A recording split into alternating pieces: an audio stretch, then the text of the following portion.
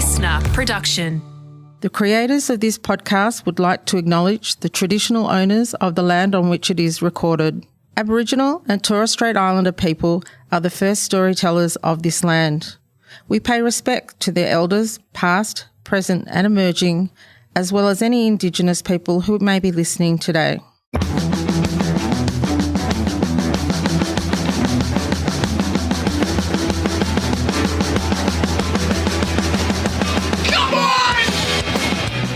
Everyone relax, this is TOFOP. I'm Charlie Clausen.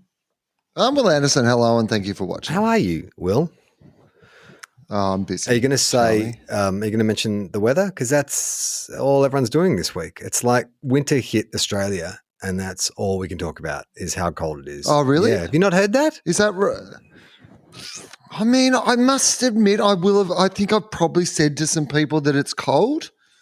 So I guess I'm part of this national conversation that is happening. But no, I wasn't aware that we were in the middle of everybody saying Yeah, I just have noticed like that's what I picked up off social media and stuff, and also off, I talked to my sister in Melbourne last night, caught up, had brunch with a friend Charlie, this morning. And I'm off social media. What? I didn't realise that I was missing. When did that happen? Big stories like people thinking it was a bit cold. I've got to get back on. Batuta made out. Where am I? Where do I need to find out this information? Is it TikTok? Where do I need to? No, even not like even on Instagram, the Batuta, that was one of their satirical headlines this week. Was like Australians realise it's winter because everyone's saying how cold it is, but it is cold. It's taken a turn, and I mean, it's not that cold though, is it? I mean, it's it's relative, fine. Right? Like, if you live in Alaska, it's cold compared to normal. I went to Alaska when it was minus 33 degrees. I know what cold is. But I this morning, because I think we had a really good summer, good dry, warm summer, and it seemed to go for a long time. And then winter's come, and this morning our house was like colder than ever. And so I have a pretty set routine. On days when Iona's in daycare, which is like I'll roll out of bed, I'll make everyone breakfast, get them all set, and then when Iona's ready to go to daycare, I'll drop her off, and then I'll zip off to the gym. And then once I get a workout done, then I get on with my day. But this morning, I'm like, just the idea of just even leaving the house. And so I went to my drawer, and I pulled out my trusty skins, my thermals, not my thermals, but like what do you call them? Like the compression tights. None of these are making it better. Your Lululemons. Not my your Lululemon yoga pants. No, my skins, my Under Armour compression tights. But they are just Lululemons for men. Lululemons are a bit looser. Lululemons. These are more form footing. This is like stupid, sexy Flanders type. Yeah, I mean, but I think those ones are available at your Lululemon. You could go into your stupid, sexy. Yeah, well, I mean, I think compression tights is honestly a branding thing. I think most tights are compression tights. Okay, I'm typing in Lululemon compression, and you're right. They do men's compression pants. There you go. Oh, stupid, sexy Lululemon. Lots of things. I mean, imagine being a model for compression tights. I could not be a model for compression tights. I mean, these are. I'm looking at some gams right now. I'm telling you right now, my thighs are. Are you wearing something over your tights? Yes. At the moment. Yeah. You're not just wearing your tights. No. That's a. No. I think there was a period when compression tights came in, and I'm going to sort of say mid 2000s. I feel like I judge everything by the footy, and I feel like footballers started wearing them like in the mid 2000s, or am I misremembering that? Late 90s, mid 2000s. I mean, that feels right. I don't know, mid 2000s. And if you look at photos of players back then, they'd go to training in the compression tights, but they wouldn't wear shorts over the top. And it's not good. It's not good. It's just there's too much not left to the imagination. It is kind of amazing, isn't it? So I've been watching like a few things that have had athletes in them recently. And there's just occasionally you're like, oh, yeah. Like, it's weird that part of this sport is that we can see your dick. Do you know what I mean? What sports have you been watching?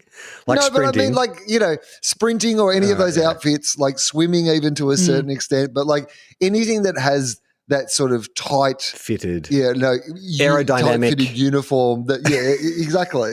there's an element of like it's weird that to compete in this sport. We've also, so the most famous case of all, of course, is, and apparently he doesn't like people to talk about this, but anyway, whatever. This is He doesn't. He absolutely does not listen. The new host of breakfast television in Australia on a television show called Sunrise, which is your equivalent of your Good Morning Americas or whatever the, Good Morning Standard in breakfast the UK. TV talk show. Yeah, breakfast television. And there's been one guy who's hosted it for 20 odd years. And then, so his replacement has just come in and it's a younger version, but not that much younger anymore, I guess. Like a guy who grew up in front of the Australian eye, and particularly one feature of him grew up in front of the Australian eye, which was sprinter Matt Shirvington, who is now, yes, a respected television presenter.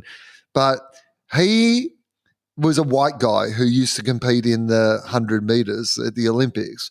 And it was one of those things where anecdotally, you're like, well, like white guys aren't particularly good at sprinting, but maybe it has something to do with the size of the junk, because Matt Shirvington had a notoriously large and floppy penis that used to when he sprinted. I mean, notoriously floppy implies like something else. Like, I mean, no, I mean, I don't it would think be floppy's worse the if he right was word. erect. We're only seeing it when he's sprinting. I need to point out. That's right. So it's appropriate that it's floppy in that situation. It would be much worse It had if a it was lot of bounce to it. erect, right? I mean that it would jiggle up and down as he sprinted. His package would move around, especially I in a guess, slow motion replay. Yeah. Like it was hypnotic. That's right. It was like a metronome. And as You a just sort of see country, it swing back we and did a forth. lot of slow motion replays of his dick. Yeah. As a nation, we were pretty obsessed with it for a while. Yeah, there was definitely a percentage of the audience that were watching the men's 100 meters final, not for the athletic endeavor, but more for the slow-mo replays of 8 penises bouncing towards them in slow motion. I mean, it was one of those things where you're like, they say that steroids shrinks your dick. Yeah. So I guess that's your ultimate proof that you're not juicing to be in the 100 meters. It's like, look at this thing. It's massive. It's all over the place. I've got a black eye from it. Well, I am someone who I was late to the compression tight thing. I think maybe, ironically, living in Melbourne, that's the perfect place. Like if you're going to go exercise, going to go for a jog or something, you want to put on some compression tights. But I didn't get into it until I was in Sydney. But it gets cold enough in Sydney to wear them.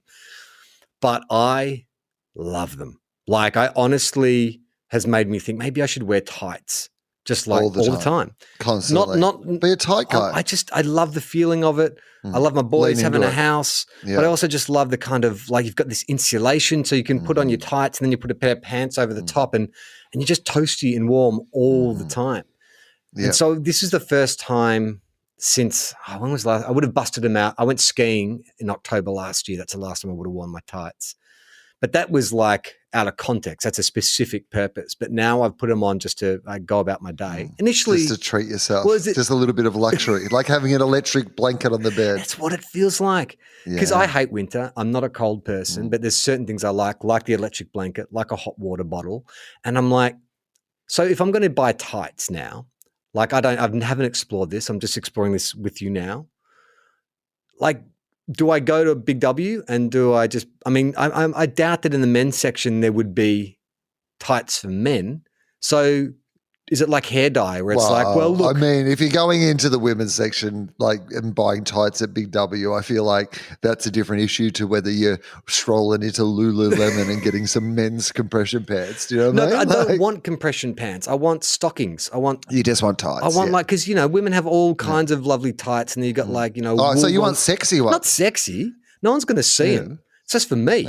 It's just, but I just want something like warm and insulated under my pants because if the compression tights feel this good and they're made of whatever, like elastic, some sort of synthetic stretchy thing. Imagine if I had a nice pair of wool tights or silk tights. I mean, imagine silk would be lovely. It would feel amazing. But I don't know. Like I haven't explored it enough to know. Like, I haven't seen any. Who's the it guy, like Timothy Chalamet or, who's one of those, or Harry Styles, who's very comfortable sort of gender bending. I haven't seen him wear tights. Absolutely. Tights for men would be a thing. Absolutely. Well, I guess if you're Scottish, you wear kilts and stuff, that tights would be a thing. Bonds make a pair. You can pick yourself up Hang on, are they thermals or are they tights? Because thermals are different. Oh, you're right. They are thermals. No, okay, you're right. Okay, that was a thermal. Because I'm thinking maybe I'd pair it with a garter belt. No, not really. How about this? Men's heat gear leggings. Oh, yeah. What does that mean? That sounds good. Yeah. So this one, okay, I'm going to run you through some options and you can tell me what you like the best. So you could go with, if you're willing to spend $60, you could go with, but these still look like Thermals. compression pants. Okay. They're not called compression pants or thermals, but they look like them. They're by Under Armour. Oh, yeah. No. And they're called Super Light Heat Gear. Okay, yeah, that feels If it's by any athletic brand, let's just ignore it. It's going to be that same sort of thing. All right, what about men's bamboo long john? Oh, no, that's right. thermals. Thermals? A bamboo is thermals. Well, what you said long johns. Long john means thermals. Oh, does it though? Like, I mean, what did you type into Google? Did you type men's stockings? What are you saying? I said men's tights. Men's leggings or tights. Men's tights. Okay. But mostly what's coming up is what you seem to think are like thermals, like, you know, that they're not. So what is the essential difference you're looking for? I don't want it to be that sort of shiny, stretchy, athletic. Yeah. I'm wondering, is there, because maybe this is part of the market we can corner, where like, you know, TOFOP branded men's stockings, like the Manzia. Men's tights. But like stockings for men, but for comfort, not for like athletic performance, not about like keeping your hamstrings warm, just more about keeping everyone relaxed, just putting some. Everyone relax, be snug in winter. Yeah. Okay. Right. Everything I'm looking at is New Balance, Gymshark, you know, RCVA, which are all athletic related. But where's the fashion tights? Oh, here we go. I found them. Well, oh dear, these are hideous. Hang on. Men's camouflage. Oh no, these are compression pants again. But this is what I think is because there's a stigma around the word tights or stockings. I don't think you're going to find stuff on the market that isn't marketed as being compressed. Like that's the manly acceptable way to say, would you like to wear a pair of tights, right? That's right. Everything I'm looking at, I'm just scrolling through Google Images, is all athletically centered. The most kind of neutral is a ballet. Non-athletic tights we want. We don't want tights for athletics. We want fashion tights. Men's fashion tights. Yeah. Yeah, right. So there's one here that is Morella men's footed tight ivory pants, but it's a ballet. It's not do you call them ballet dancer or not a ballerina, ballafella? A ballafella, yeah. A fellerina, I believe they call them. So it's a dude in white tights with the like doing a pointed toe pose. But again, I mean that I would group that in with athletic. But where are the razzmatazz for men? You remember the stockings your mum would get in that big plastic egg from the supermarket? Yeah. Or is that just, you know what I'm talking about? No, I know what you're talking about. Like, razzmatazz. So, look, a lot of them, I've found some coloured ones, but they still like are very much bulk. So, like, I'm on a page now where it's like they basically look like something you might wear to Mardi Gras, more like, you know, they're still sort of thin and colourful, you know, pitched in that sort of thing. What about Meggings, the homes of men's tights and leggings? Oh, how do you feel about that? Meggings. Okay, let's all right, okay. Oh, okay, here we go. We got some categories here. So this is have a look at this Meggings site. Find the right Meggings. This is Kapow Meggings. Yeah, I found it. I'm on the same page. Yep. Okay. So what we have here is you got your original leggings, you've got your running and workout performance leggings. Yeah. You got your metallic and special leggings. Yeah. You got your supreme leggings. You've got 3/4 leggings. And you've got leggings with pockets. How do you feel about a pair of leggings with some pockets in them? That seems weird because I would ordinarily think I'd have something over the top. What about under collections? I've got lounge leggings. Okay. What does that look like? Well, I don't know. They're all the same shiny material. This is not – see, like women's stockings are made from different materials, you know? You got like your – what about a velvet pair? Oh, yeah. Velvet Dragon Meggings. They're amazing. Velvet Royale. How about those Velvet Royale Meggings? Okay, now we're talking. Below, right? A nice pair of velvet Meggings. Oh, there's some tiger print ones as well. Velvet tiger Meggings. I think I may have found my new website. I'm going to spend a fortune at this place. I mean, they're designed by guys 4 guys. This is not an ad, by the way. Yeah. But if Meggings, We're done with Donut King. if Kapow Meggings want to get involved, I mean, then how about this, Will? Oh, my God. TOFOP branded Meggings. Like we do a deal. You know, like in the 80s, wrestlers would have like branded tights. So like you're the Rock. So you walk out and you got the Rock printed on the bum and then there's like an insignia down the side. TOFOP Meggings.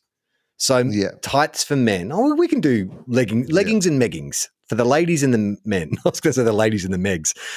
The giant sharks out there looking to get into tights. But we do TOFOP branded. We get a Fosdyke design and we whack them on some Meggings because that's distinct. That's something you can pick from a mile away. You see them coming down the street, that dude listens to TOFOP. Or that dude. I mean, but that guy wearing tights out in public. I said, weren't you just saying behind before that you tended to cover them with something? Well, now you're suggesting the possibilities. Well, let's get some Meggings going, some TOFOP branded crushed velvet Meggings with a big TOFOP so logo we've got on the bum. the Captain Camo Meggings. That's your camo color. You got your Astra Meggings, which is kind of like a blue pattern. You've got like your Neon Tiger Meggings, which is your very sort of wallpaper you might find in some Northern Rivers, luxury motel. And then, there's lots of different. Have you seen the ones that look like jeans? They're Denim Dan Meggings, where it looks like just skin tight jeans. Oh my God. With fake rips in them. I think you've got some options here, is what I'm saying. I think you can spend some decent time having a look at this Meggings site, but I would love to see you get the collection of the tiger shark, snow leopard, and saber-tooth Meggings. I guess that could become my affectation. That could be your thing. Yeah, like, you've always been looking for a thing. You could be the Meggings guy. I'm the Meggings guy. Like Charlie always wears tights, even in like 40-degree 80% humidity. He's still in the Meggings. He's always wearing tights. He has the sweatiest crotch of all time. He's completely destroyed his scrotum and testicles. Like they have not breathed in ages. Do you mean compression pants? No. Meggings. Meggings.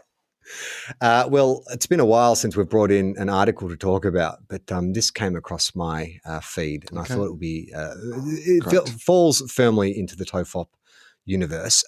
It is from History Defined, which is a history website, and it's the 7 most controversial psychological experiments of all time. Great. Now, can you think of any off the top of your head? Stanford prison experiment. Yeah, that's another one I could think of as well. And the one where you electrocute someone, you think you're electrocuting someone, but you're not, and they're, remember that one?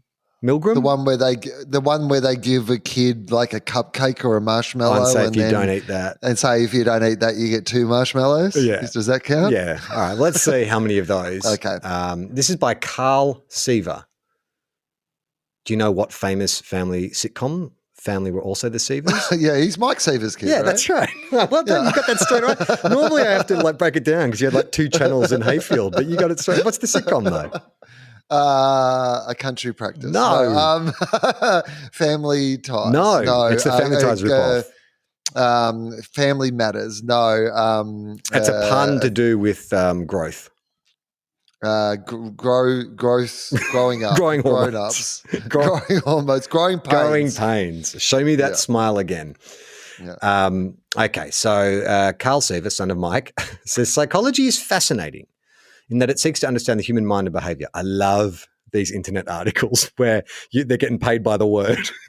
Webster's Dictionary defines psychology as psychologists have uncovered numerous insights into how we think, feel, and act through research, experiments, and observations. I mean, what I love is this, saying the way, it would be interesting if this was truck drivers have and then you put in the rest of the information. But the fact that psychologists, whose job is to work out what we think and why, have spent some time working out what we think and why, it doesn't actually come as a big surprise to me, I've got to say. Not all psychological experiments have been met with widespread acceptance and approval. Some experiments have been so controversial that they have sparked ethical debates and even legal action. From the infamous Stanford prison experiment to the controversial Milgram obedience study. Okay, so that's the first 2 that came to mind for us. Let's delve into the details of each experiment, examine the ethical considerations that arose, and discuss their lasting impact on psychology. Okay, so the Stanford prison experiment. Kickstarting our list is the controversial Stanford prison experiment. Dr. Philip Zimbardo. I mean, that name already should make alarm bells. If an experiment's been run by Dr. Philip Zimbardo, like it sounds like if he said you're going to Vegas to see the great Zimbardo, I'd be like, oh yeah, that sounds like fun. Or if I was going to Thailand to visit Dr. Zimbardo about my new teeth. Either way. Get some diet pills. Yeah. Dr. Zimbardo conducted this experiment in 1971 to observe what would happen when you put good people in bad situations. He took 24 male students and split them into two groups, prisoners and prison guards. The prisoners were stripped of their clothes and given smocks, while the guards were given uniforms and nightsticks. The study was intended to last 2 weeks, but was shut down after 6 days due to the horrific conditions. The prisoners were constantly harassed and abused by the guards. As a result, some began to show signs of mental breakdowns due to psychological and physical abuse. The study is still controversial today, with many people arguing that the participants should have never been put in such a position in the first place. However, it's undeniably helped shape our understanding of how power can affect people's behavior. I don't think that's true. I think this has been debunked. It's been debunked. It's been times. Powerfully debunked. It's one of those things that people keep believing is true, even though it's been I think that's the more interesting debunked. Psychological question is how willing we are to believe that people, when given power, are willing to abuse it. I mean, even in saying that, I'm like, oh yeah, that makes sense. Like I think, with the opportunity to do the wrong thing, people do it. But I don't know if that's actually backed up by any kind of data. That's just a it's not backed up by the Stanford prison experiment. Like this is what I think we have worked out. Do you know about the priming experiment? Tell me. Otherwise known as the elderly words provoke walking slowly experiment, which is far less catchy than the priming experiment. Okay. Next on the list is a study conducted in 1998 by John Barr. This experiment is often known as the Elderly Words Provoke Walking Slow study, which aimed to observe how subliminal messaging can affect behavior. They had two groups complete a word association task to do this. One group was given words related to the elderly, for example, wrinkled, grey, and bingo. That's you. That's you, old person. Wrinkled, grey, and bingo. There are three words that sum you up. You're grey, wrinkled, bingo. While they gave the other group neutral words. The participants were then asked to walk down a hallway with researchers timing how long it took them to reach the end. Unsurprisingly, those in the first group had been exposed to the words relating to the elderly walked down the hallway significantly slower than those in the second group. I mean, how is that unsurprisingly? I would have thought that was surprising. No, I would have thought that was surprising too. The study was controversial at the time as it questioned how much control we have over our behavior. At the time, many people were worried that if advertisers and others could influence our behavior in such a way, we would no longer be able to make our own decisions. Imagine living in that world. However, this was mainly so controversial because later it was debunked. So that's 2 for 2, right? These controversial psychological experiments. A different lab led by Stephen Doyen could not produce the same results. While there's a lot of hearsay and rumors, social priming is a controversial phenomenon that can have dangerous consequences. But how can it be a controversial phenomenon if it's been debunked? Well, that experiment was debunked, I think. Like there is some social priming that can be done. Right? Like you see magicians do it all the time where they can convince, like, you drive them past a billboard, you blah, blah, blah. Like, I mean, there are ways that you can actually plant these images, but the idea that just saying a few words to somebody would mean they walk slower down a corridor, that's been debunked. But the idea of advertising, of course, uses sounds and words and like all these sort of things to prime you for buying things constantly.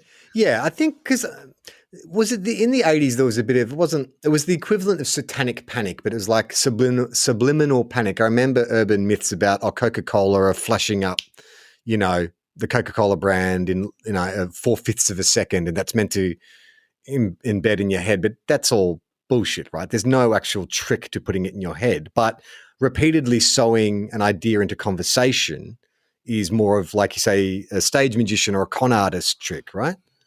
Right, yeah. And so, yes, that's right. You can't just flick up but you're not allowed to flick up subliminal messages either. Like they did.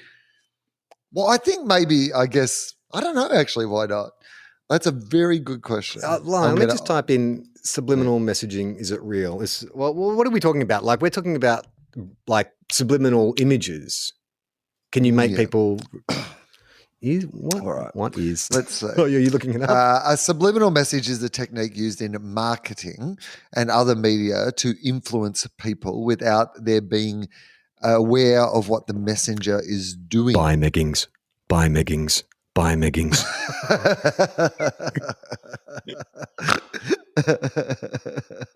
As interesting as the topic may have been by psychologists, advertisers, blah, blah, blah. In 1957, an ad man named James Vickery claimed he could increase concession sales at movie theatres. Tyrone's by dad, I flashing believe, messages. James Vickery. Oh, that's right, yeah. Drink Coca-Cola or eat popcorn for a frame at a time during a movie.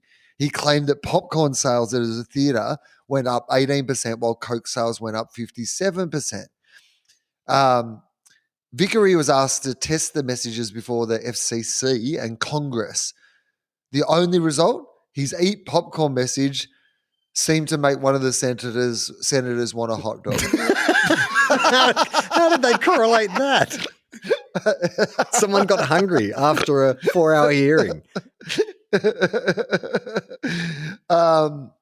All right. That's pretty funny. Okay, so he was a con artist. By 59, we can find evidence for, con. In 1973, Husker Du, not the punk band, but the board game, stirred up another subliminal messaging controversy. A TV commercial for the game flashed the message, "Get it," faster than the unaware viewer could see. The FCC investigated the matter and issued a public notice that subliminal messages are contrary to the public interests.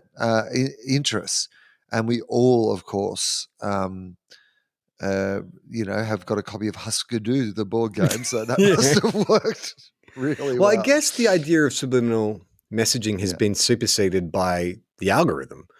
I mean, in terms of seeping something into your consciousness, we're doing that ourselves now through our search histories and data, right? Like that's... Yes. Well, that's why it always, for people, it can feel like your phone's been listening to you when in fact it hasn't actually been listening to you. It's been compiling a whole bunch of things you searched or where you are and whatever and making some very educated, high-level algorithmic guesses about what it is that you're thinking. And that is much more powerful, right? Because you think, oh yeah, I was thinking about doing this thing, or I was thinking about buying. I mean, the amount of Meggings ads you're going to get in your feed now. Well, it's funny, isn't it? Because I guess the trick with, and you've been hypnotized before by a stage magician. The idea of the trick of it is to make it feel like it's a good idea or it's your idea.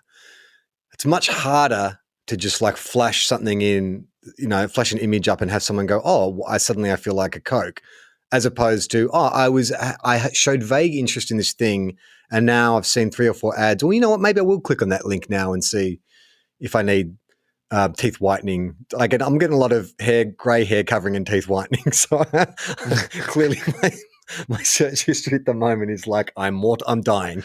I'm dying in slow motion. How can I stop this? I'm dying and slightly vain. Can you help? I also might want to buy some leggings. What does that result in? By the time my teeth are like iridescent white, really my hair is jet black. I'm strutting down jet black hair, white teeth, and my fake Meggings. denim Meggings. in your camouflage Meggings. Oh man! Next, I'll just look up some fake tan, which I would have thought actually in the area that you are in. I've now thought about this. So, like Meggings is obviously one direction you could go, but you could also go the hippie route, right? Because what you do see up in that part of the world is often someone who's got some sort of like home knitted style, long woolen pant, some sort of hippie / magician / court jester / juggler sort of. Crushed velvet, maybe flared at the ends. I mean, I bet you could get like some knitted. If you went to Nimbin, I reckon you could get some. I reckon there'd be a guy in Nimbin who could sort you out with some. Pretty much anything you want, you can get in Nimbin. I'm here for Meggings. You got some Meggings, mate? Is that code for some drug? No. Literally, do you have some knitted tights that I could wear?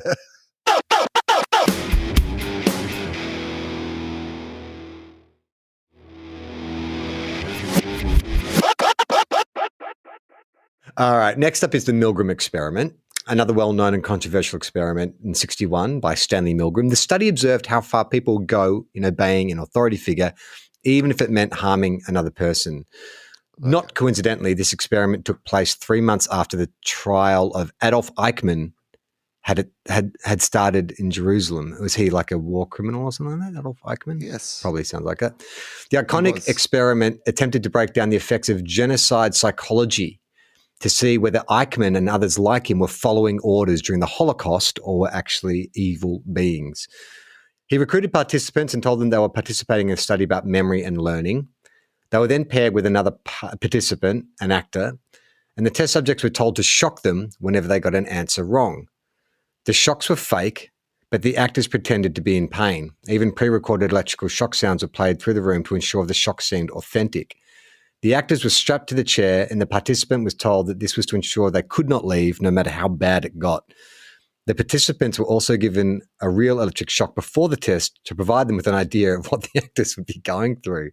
And so the test commenced. It was simple. Lists of pairs of words were given and recalled by the participant and the actor. The participant would then provide a list of 4 possible answers, and the actor would use a button to identify which sequence of words was correct. If they were wrong, they would receive an electric shock, and the voltage would be turned up by 15 volts each time, with max being 450 volts. As the voltage was increased, the actors would pretend to be in more pain. In later versions of the experiment, I love this, there was a sequel. Yeah, in the sequels. They always ramp it up for the sequels. That's right. We're up to Milgram 10 now. Milgram X. And in Milgram 10, which was much like the Saw franchise, they were handed a chainsaw at the start of the interview and asked to hack off a limb every time. Some actors would beg for mercy or plead that they had a heart condition, but still the shocks would continue. Whenever the participants started to show signs that they wanted to stop the experiment, or at least not carry on, the experimenters replied with these statements in this order of severity. So this is the instructions that participants were given. Step 1, please continue or please go on. The experiment requires, this is what they're meant to tell the actors, please continue or please go on. Number 2 was the experiment requires that you continue. The message 3 was it's absolutely essential that you continue. And number 4 was you have no other choice. You must go on. They would move on to the next statement if the first statement didn't work. The experiment would stop if the participant didn't continue after the 4th prompt. As the test was run, 65% of the participants made it to the final 450 volt mark. All participants making it to the 300 volt mark, showcasing that people will go to great lengths to obey authority figures. The study was controversial because it showed how easily people could be coerced into harming others even if they didn't want to. It also raised ethical concerns about the use of deception in research. Despite these concerns, the Milgram experiment is still considered a critical study, providing insight into how people respond to authority figures. I'd like to know more context around the participants. Right. And how do you think you would go under the Milgram experiment? It's just hard to. I think I am by nature a compliant individual. I think I do naturally defer to authority. Maybe it's been the youngest of 9 kids or something. It's sort of built hardwired into me that I don't know anything, that other people always know more than me. But I also abhor violence and don't like seeing cruelty and bullying and stuff like that. So I imagine those 2 impulses would be in direct conflict. I think that as soon as I found out there was an element of hurting someone, I'd be like, I don't want to do this. I think that would be enough to rule me out. So we spoke about jury duty and I think I could be fooled by other people if I thought it was in the service of something good, but this, I don't. And I think there's plenty of things that I would absolutely fall for. But something like this, I would be like, absolutely no fucking way. Do you think that would think it was, would you see through what it was? Would you go, there's something else going on, this doesn't feel real? Or do you think you just would not investigate? Once you found out what the parameters were, you'd be like, nah. I think whenever, it's the same with scams, how I think any email I don't recognize is probably a scam, and I just err on the side of that. I think I'm a bit like that in real life as well, which is I'm sure there are quite legitimate businesses and operations and surveys. Someone rang me the other day on the phone, and I think that they were actually being sincere. I'd answered some survey and like as a reward, I'd like become eligible for some like, they were going to send me a gift voucher or something. And I think it actually was a real thing, but I'm so sus on any of that, like giving my details to anyone or doing anything. And I was just like, I don't even want to get involved. I don't want to like do the research to find out if this is a legitimate thing. It's not worth it. So I think in a situation like that, I would definitely be like, nah, this is not for me. Well, this experiment is just like, we're talking about 1961. You'd have to update it. Like it would have to, because we live in a world now where there are so many regulations and everyone is so much more literate about the world around them and stuff that the experiment would need to have other,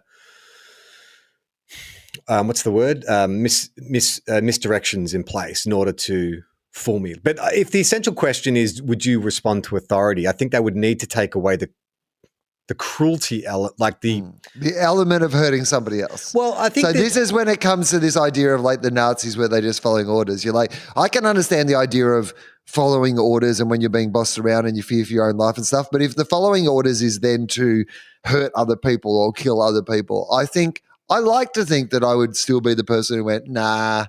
No.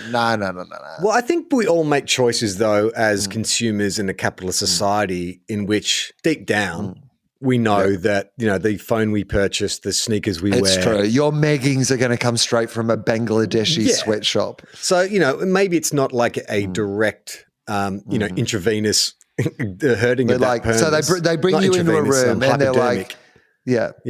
They bring you into a room and there's a sweet pair of Meggings there in the corner and they say...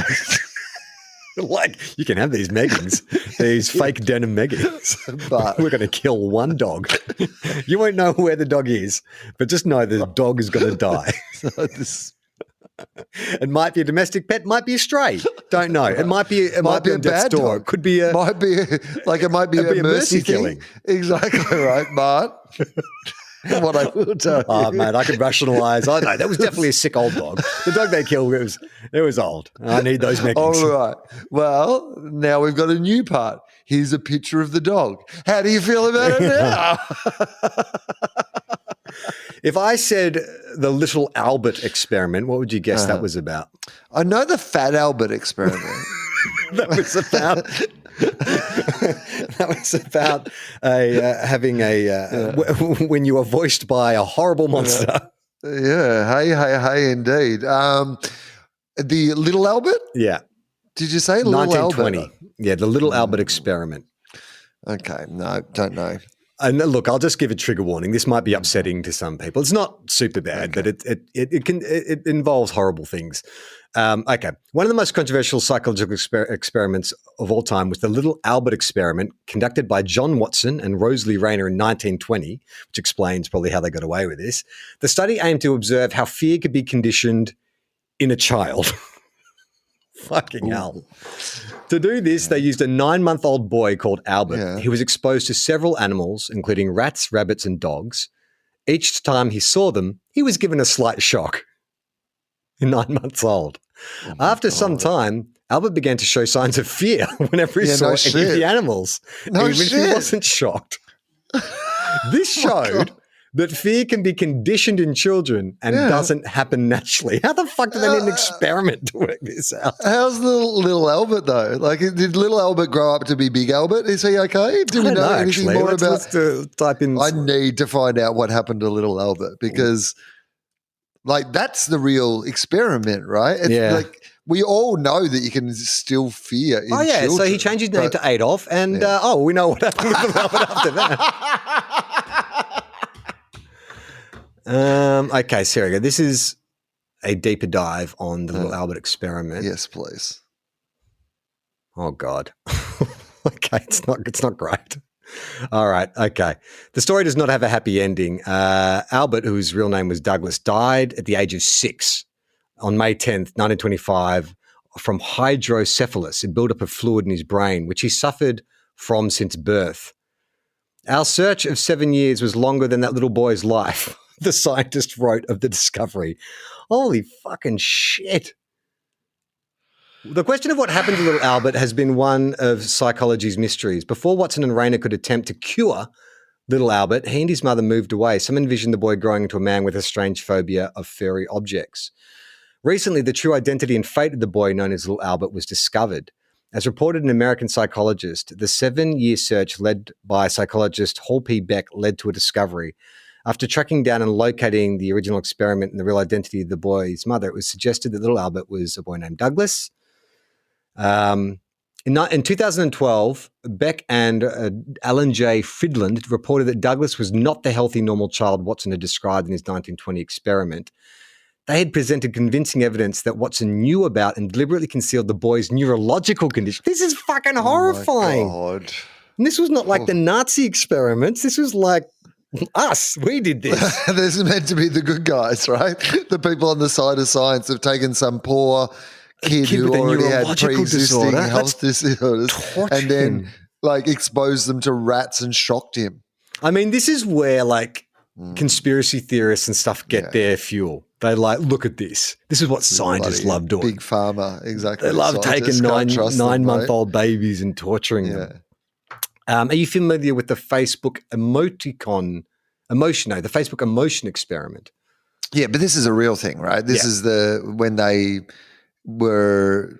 Now, hang on, I can't remember exactly. It was to see if they could alter people's moods, essentially, was what they were doing. But Yes, I Cornell can't remember University. exactly how they did it. How did they do it? One of the most recent and controversial experiments was the Facebook emotion experiment conducted by Cornell University. The study aimed to observe how social media can affect our emotions. Oh, well, if you were on social media. No, I'm not. I haven't mentioned this so people they understand the context of this. I'm not on social media anymore. To do this, they manipulated the news feeds of over 700,000 Facebook users, showing some users positive content. I mean, this is amazing. This feels like it should be like 20 years ago, but it's only 2014. That, they're like, you know what?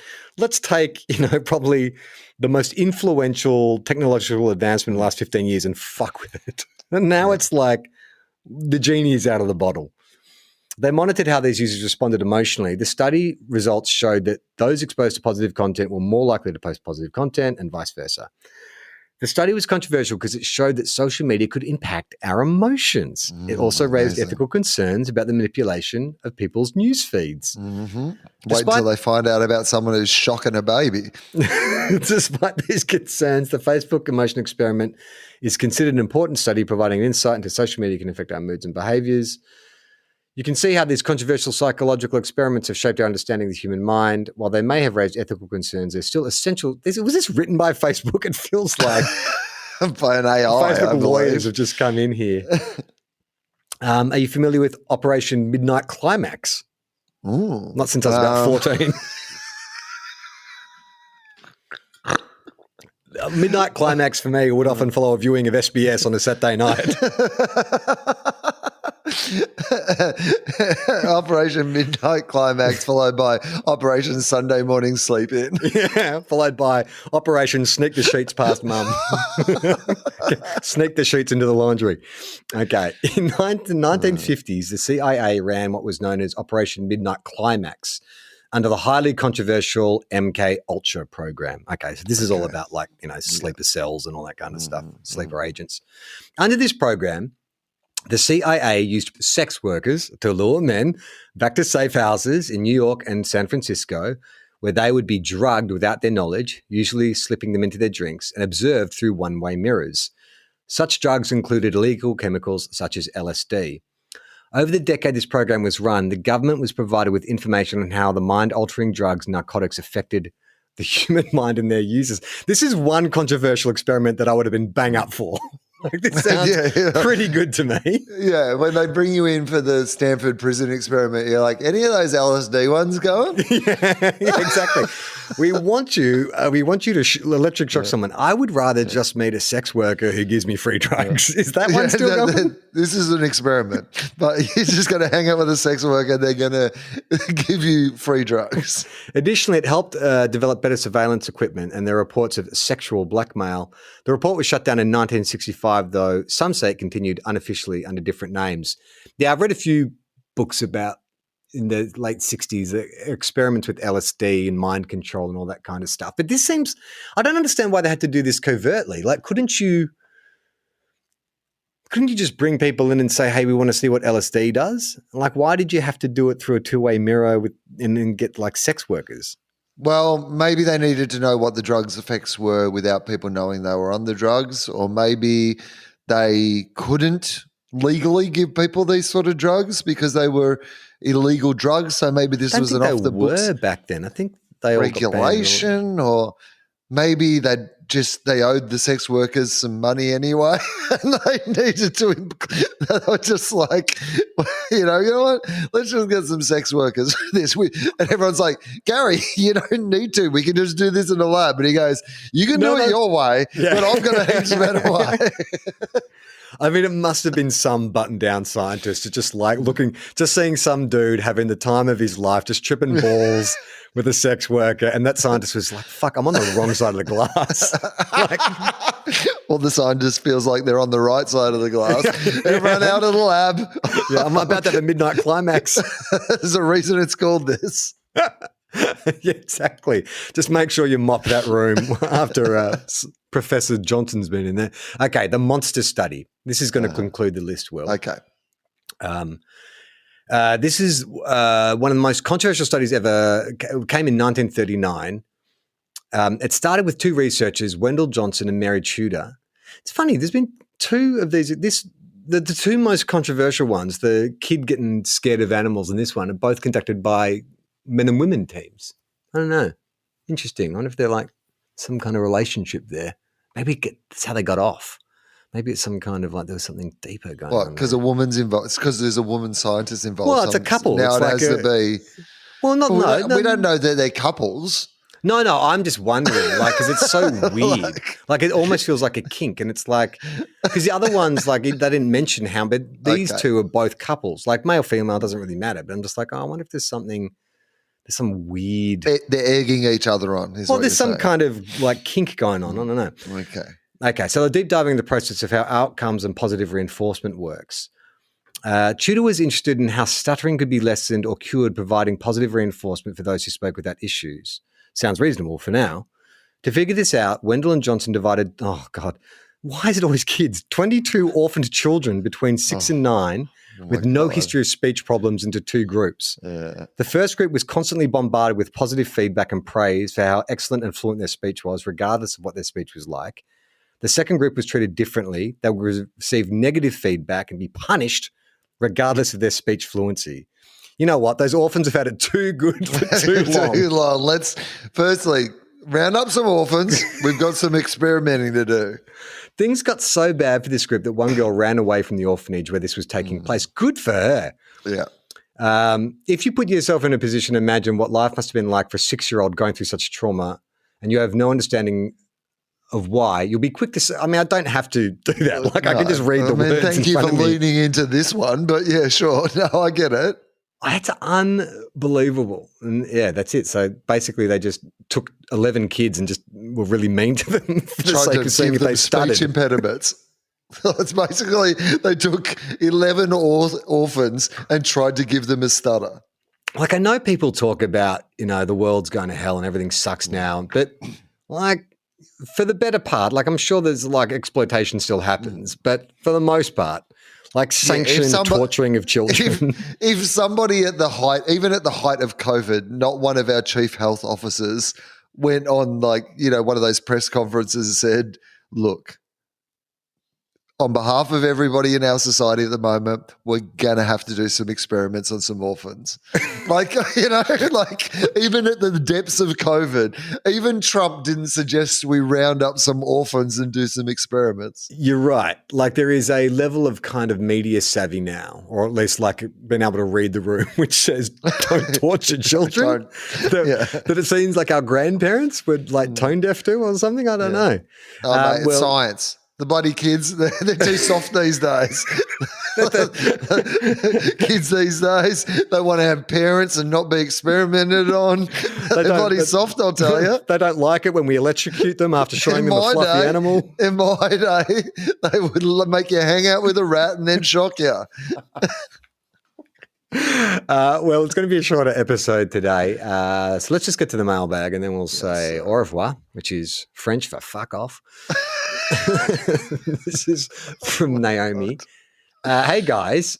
I'd usually start saying by saying something like long time listener, first time caller, but that would be two lies considering I've only recently discovered the pods and this is not a call. I cannot honestly tell you how I found TOFOP and FOFOP. Hang on, have we done this before? I'm certain that I'm not your core demo, being a 26-year-old female that works in criminal law. No, we haven't done this one before. No. I'm not a lawyer, but I do love a wine. I'm not a doctor, but I do love a wine. We accept lawyers as well. Lawyers are fine. Yeah. In terms of as we rank our listeners. And criminal law, handy. Yeah, very handy for us when we get sued for our Meggings, which cut off circulation to people's ankles. I just wanted to say... These are the opposite of compression. For some reason, they have the opposite effect of compression. I just wanted to say, whoever convinced you to put all the pods in one feed deserves a bonus. Oh, okay. I've never watched a game or a match or a test cricket in my life. I've always found the concept incredibly boring. However, I listened to both Two Guys, One Earn episodes the days they were released simply because they turned up on my new podcast feed. Well, the credit must go to Mike III. It was his idea. He looked at all the various podcasts we do. the mess that we had created. The unmitigated disaster that was TOFOP Productions. He looked at the cats that we had released into the room and he thought, we should try to herd some of these cats. Let's herd some of these together. And to be honest, the numbers have all gone up. Everything's been solidified. If we had known, if Marty McFly had come back in time and said to us in 2010, hey, you guys are going to want to do more of this in various, but just keep it all in the one feed. Everyone knows it's you. Keep it simple. Just make it simple. I mean, I was literally thinking that the other day about Willosophy. I was like, it just would be handy if Willosophy was just there as well. And then I wouldn't have to worry about separate feeds at all. I've been listening since around when Mrs. Davis came out. There's obviously some things you discuss that I don't understand or relate to, but I find your perspectives really interesting. It also sometimes a reminder that all humans have some common experience, regardless of age, gender, career, or whatever. Are you talking about us or Mrs. Davis? It must be us. No, us in relation to the audience. This specific criminal lawyer. Naomi. Lastly, a big shout out to Podcast Mike. He seems like a bloody legend. Singing along to Country Road in the last ep made me smile. It was a real highlight of my day. What the hell are we talking about? So here's what you need to know, Will, because I don't often listen to the shows afterwards, but Mike III does an incredible amount of post-production on the show that we've never had before. So often when you and I are talking and we'll reference something, Mike will quickly throw in a clip. He'll go through the archives, he'll find the bit we're talking about and he'll play it for the audience. Other times he comments on the stuff we're doing. Like if we go rambling because we're doing a web page search and we can't find the website, he'll just fade us down and he'll fade himself up and he'll do a bit of commentary or play a bit of music or whatever. So there's all this stuff happening with the show that we don't know about. So I'm assuming that is not a podcast mic thing, but a mic thing, just not a podcast mic. A mic one of the mics. Thing. It'd be a mic, definitely a mic of some kind. In fact, if you're a mic who listens to the show, write in. Let us know. How many mics do we have? Because I think I think we've obviously had more mics as producers than any other podcast. Well, at least our 100% producer rate, like the fact that they've all been called Mike. I mean, that's incredible. It's a streak that in the history of podcasts, I think has never happened before and will never be replicated again. But how many mics listen to the show? That's what I would like to know. If you're a mic. What name do you think would be the most common? This is good stuff. Like male or female or whatever. Yeah. I'd say. Well, I think we've got to start with a marker, right? And so I think Mike should be our first experiment. Okay. So I think we need to find out how many mics. Well, mics are going to have to contact us. If you're a mic, okay, you have to get in contact with us in some way. Okay, so Mike III, he seems to like being addressed as Mike. That's how he introduces himself. I don't know that podcast Mike. I think he's Michael, but we gave him the moniker, or he gave himself. No, he was Radio Mike. Yeah. Yeah. Okay, so how do we qualify though? Is it just anyone called Michael, or is it someone who has to, No. I mean, you can be a Mike, a Michael. I'd accept a Mick or a Mickey. If you're in a Mika, yeah, sure, why not? I'm happy with a Mika. I don't like the parameters of this. You're bent. I gave you the first bloody variable and you immediately yielded to it. I don't like it. We should go back to just torturing kids. Mikey, you can be a Mikey, you can be a macchiato. No, okay, Mikes. Let's just start with Mikes and Michaels. If you are a Mike or a Michael, please get in contact with us. That seems like a really inefficient way to run this. Don't get in contact because then we just got all these disparate emails. We need to run a poll somehow. But how do we do it? It's a survey. First we first just have to find out how many mics we have, and then that's our poll leader. Okay. So we can say Twitter, Facebook, whatever. We can do a bit of a random poll of how many mics we've got, so that we could go say we've got 14 mics. Let's just say, listening to this podcast, there's 14 mics. And then we know that that's our, we've got 14 mics. That's our bench. It's our bench mic, not benchmark. We need a bench mic. And I believe it is just, what's the best way for people to get in contact? Well, can I offer an alternative way of doing this? Is that we look at the demographics of where our audience is based. So we're predominantly in Australia, with the US being our second biggest market. Wouldn't we just look at recent kind of polling census of those two markets and see what the most common name is, and then you would just, you'd just do a rough approximation. No, thank you. Oh, you want hard data. This is the problem with the scientific partnership. Yeah. One person's if we both had a kink, if it was more sexual that you and I just got off on mics, then we'd be in complete agreement on this. You've got a box full of rats. I've got some electronic equipment. Let's get started. I'm about to midnight climax. All right. Okay. So let's get in touch if your name is Mike. That's all I want to know first. Let's just find out how many Mikes or Michaels there are. Okay. In the same way as doctors have been getting in touch. Get in touch how? Messages, go to the website, go to tofop.com and send us a message. Send us an email to the show. All right, let's make it easy. Yeah, go to tofop.com and just put in the subject line, I'm a Mike. Yeah. Or a Mika or a Mick or whatever the variations are. Yeah, whatever you are. But if you consider yourself to be a Mike. Does Michelle count? I think that you've at some stage, your name, I don't know. If you've ever been addressed as a Mike. If you're listening to this and you consider yourself to be a Mike, then get in touch. Go to tofop.com. There's a little contact form. You can send us an email, but just in the subject line, just write down, what did I say? I'm Mike. I'm a Mike. I'm Mike. Something to do with Mike. I'm Mike. I apostrophe M. I'm Mike. Just so I can search it easier, so I can compile them. And then next week, it won't be next week. It'll be 2 weeks from now because we're 2 weeks ahead. Yeah. When this goes out, I'll be able to total up the mics, and that will be our bench mic. Right, good. Okay. I was going to get to another letter, but I think we've taken up all our time. Yes. So that is TOFOP for this week. I just mentioned tofop.com. That's where you can find all our podcasts. We have a footy one, Two Guys, One Cup, which is on a separate, only available on the Listener app. That's going at the moment, but you can hear it through the website. Willosophy's back. Will mentioned that before. And Two Guys, One Urn, Will's Ashes podcast, is also in the TOFOP feed. So really, you only need 3 streams: Two Guys, One Cup, TOFOP, and Willosophy. You'll get all our podcasts. And remember, follow us if you listen. Follow us. Don't subscribe. Follow us. Well, no, don't subscribe. Or you can subscribe, but it's the same thing. Subscribing's, yes, it's the same thing, but don't tell them to not subscribe. No, do subscribe and follow. Follow is just another word for subscribe. And this is a perfect example of where Mike the Third would turn our mics down and then he'd fade up like the actual. I turned the mics down one time. He's done that before. One time I did it to try and help. When we're doing a fun bit. It's not a fun bit. We're doing one of these fun bits. It's a serious thing. Clearly, I have not done a good job of explaining why follow subscribers are different things. About a year ago, the podcast apps changed it. Used to be subscribe. They changed it to follow because subscribe is now associated with payment, like a Netflix subscription or whatever other paid thing you like.